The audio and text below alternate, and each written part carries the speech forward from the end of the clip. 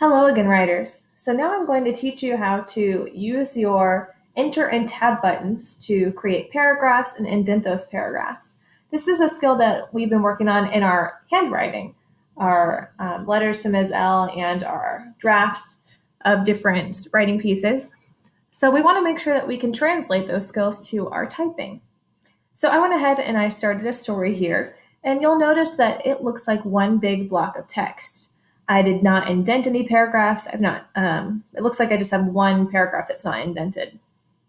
The problem with this is that having a big block of text um, that is not all on the same topic is really kind of difficult to read for the reader. It's intimidating to look at a big block of text, and it's really hard to skim through something if it's not broken up into paragraphs. So we want to make sure that we are breaking our pieces into paragraphs, whether that be to show transitions, to show different topics, whatever. So before I start that, I know that I need to indent my paragraph at the very least. So I'm going to put my cursor up here. Remember, you can click here, you can use your arrows to get back to where you want to go. And use my arrows right now. Okay, and we're not going to space to create our indentation. The reason why that's a bad idea is that if we add a bunch of spaces in there and we change our font size later, it can really mess up our formatting. So to have proper typing skills, look for your tab button on the left side of your keyboard.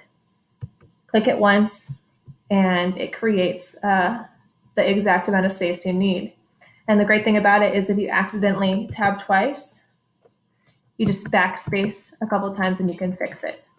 You don't have to backspace through all of that spacing if you use your space bar. So once again, I'm going to tab. Great. I'm going to read this to you, and we're going to listen to see when we think a new paragraph should start. I'm going to listen to see, listen for transitions, and I'm also going to listen for dialogue. So here's my story. Once upon a time, there was a fourth grade class. There were 25 incredible and creative students, and they had a wonderful secret. Here it is. Their teacher was the best teacher in the entire world. This doesn't seem like a bad thing, but really they were very afraid that someone would find out about their nice teacher. They feared that the powers that be would come take her away. Okay, already I'm saying this could be one big paragraph, but I think I might actually start a new paragraph right here, because this paragraph is about the secret, and this paragraph, we're kind of making a transition into why they were afraid. So I put my cursor where it needs to be, and I'm going to enter. Did you see what happened? I clicked once, I clicked enter, and it automatically tabbed my paragraph for me. This will usually happen when you're using Google Docs, but if for some reason it doesn't, you can use your tab button and fix it. So we were about right here. One cold January day, the students walked into their classroom and noticed a new man in the room. Okay, already I'm moving from setting up the scene, setting up the story to, I'm transitioning to this one cold January day. So I'm going to enter, make a new paragraph. One cold January day, the students walked into their classroom and noticed a new man in the room. Good morning, class, he said, smiling. My name is Mr. Robertson. Notice I need to change that. Oops. My name is Mr. Robinson, and I'm going to be our new teacher. Their eyes widened with disbelief, jaws dropping in anguish. The worst had come. Okay, so I'm noticing I've got some dialogue here. I need to enter, because every time I start dialogue or a new person is speaking, we make a new paragraph. That makes it easier for the reader to read.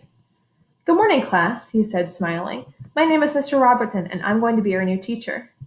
I don't need to start a new paragraph right here because it's still the same person that's speaking. I will start a new paragraph here, though, because I'm moving from his dialogue into some description. All right, so here we go.